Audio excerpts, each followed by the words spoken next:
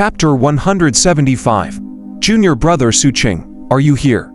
The mute youth shivered, and the captain looked curious. Xu Qing narrowed his eyes, but didn't speak. However, he noticed that the thing that caused the other party to be horrified was the shadow under him. As he fell under Xu Qing's gaze, the mute youth's body trembled even more. He clenched his fists tightly and sweat soaked his entire body. Anyone here could hear the cracking sounds coming from his legs. It was the sound of bones and muscles clashing. It was as though his instincts were fighting intensely with his mind. If this continued, the passing of every second would be an unimaginable torture for him. Xu Qing retracted his gaze. He stood up and cupped his fists toward the captain before turning to walk to the door. As he got closer, the fear in the mute youth's eyes grew even more. However, he didn't seem to dare to retreat.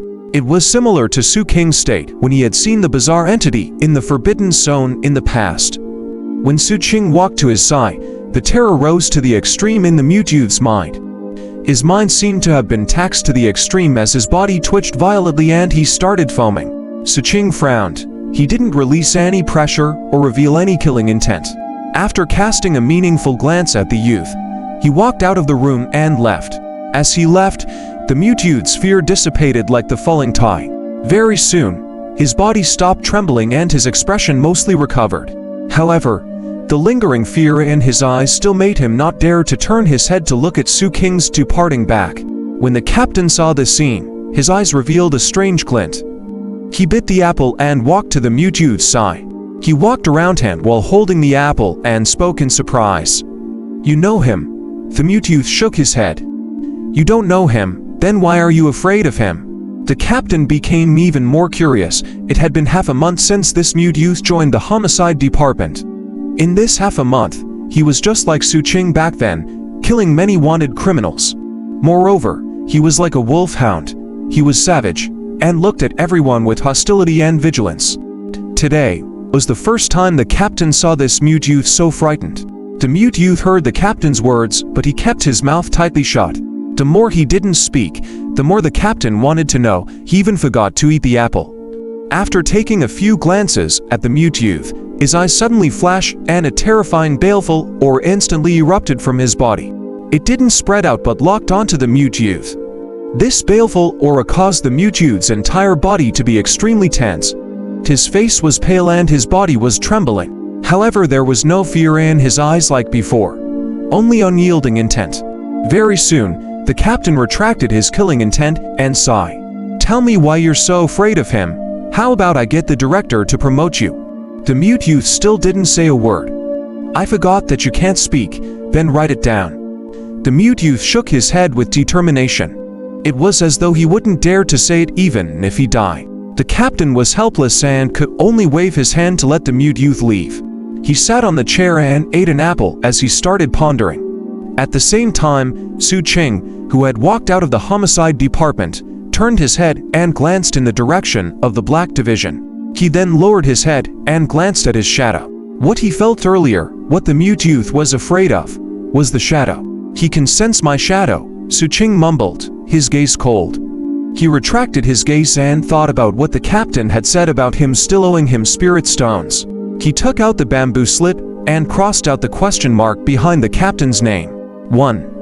On the bamboo slip, the diamond sex ancestor had already been crossed out and the merfolk youth had also been crossed out. The old man from the inn was still there, but behind the word captain, there were several question marks that had been crossed out. Looking at the question marks on the bamboo slip that had been carved and crossed out, Xu Qing fell silent. After that, he added the third highness in the list and put a question mark beside the name. A moment later, he stored the bamboo slip and went to a medical shop in the city. It wasn't the one he used to frequent, but an even larger shop. Here, he saw the foundation building pill. The price was so exaggerated that even Xu Qing, who was considered wealthy now, took a deep breath. 100,000 spirit stones. Xu Qing silently returned to his birth. Although his cultivation and combat strength had reached an astonishing level, Xu Qing's vigilance didn't decrease at all. Before he took out the magic boat, he checked his surroundings as usual. After confirming that there were no problems, he released the magic boat and quickly stepped in. As the protective barrier was activated, Xu Qing walked into the medicinal orb room. The moment he sat down, a purple light shone on his chest. He drew out the suppressive power of the purple crystal and suppressed the shadow that looked normal. Xu Qing only stopped after suppressing it 3 times in a row. This was his usual habit. Xu Qing didn't know what this shadow was, but this wasn't important. He just had to suppress it regularly. After doing this, Xu Qing began to refine poison. The 7th Peaks competition. As he refined poison, Xu Qing pondered over the competition. His cultivation had reached the perfected condensation realm, although he felt that his spirit sea could still continue to expand. Xu Qing understood that he had to prepare the items he needed to reach the foundation building realm as soon as possible. He didn't know much about foundation building. He only knew that he needed the foundation building pills to increase the success rate of breaking through, and just 1 pill wasn't enough insurance. As for the principles of foundation building, the sect withheld this knowledge. It required an extremely exaggerated amount of contribution points to check it. If one didn't want to spend contribution points, they could also buy it from others. After some thought, Xu Qing decided to find a time to awaken the Diamond Sect's ancestor. The foundation building pill is too expensive and I can't afford it. In that case, I can only participate in the competition to snatch it. Xu Qing's gaze was reserved and decisive. As dusk approached, his poison refinement came to an end, and he began to cultivate. The setting sun outside shone on the harbor, like spreading a layer of orange gauze over the entire harbor. All the buildings seemed to be dyed red by it. Even the clouds in the sky were red. In this sunset, a beautiful woman wearing a light purple Taoist robe and carrying an ancient bronze sword on her back was walking toward Port 79. She was tall and had a beautiful appearance. With her ponytail and the ancient sword on her back, she looked valiant and heroic. Coupled with her identity as a core disciple, she gave off a unique charm. On the way, all the disciples who saw her lowered their heads and greeted. Many disciples even had a strange feeling in their hearts.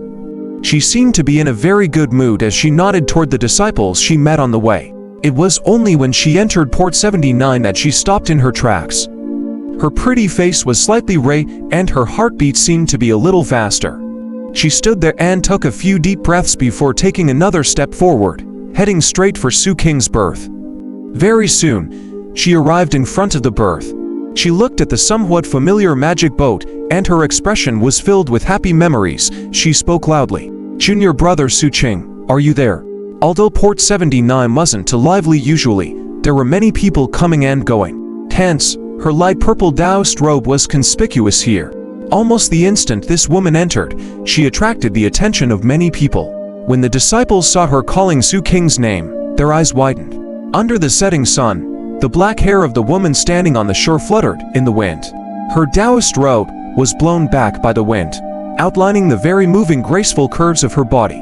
As the light landed on her beautiful and flawless face, it was unknown if it was because she was blushing or if it was dyed by the sunset, but she looked rosy. Even her eyes seemed to be glowing. It's the core disciple, senior sister Dingzhu. Why is she looking for senior brother Xu Qing? Sigh, if only she came to look for me. As everyone in the surroundings more or less felt a little sour, Xu Qing, who was cultivating in the magic boat, frowned slightly when he heard the voice. He stood up and walked out, looking at the woman on the shore. Senior sister Ding, Xu Qing calmly spoke. He didn't like it when others disturbed his cultivation. Junior brother Xu Qing, I returned some time ago, but you weren't around when I came before. I know this is a little abrupt, but I have a lot of questions about vegetation, so I want to ask junior brother to clear my doubts. Dingzhu looked at Xu Qing and hurriedly spoke.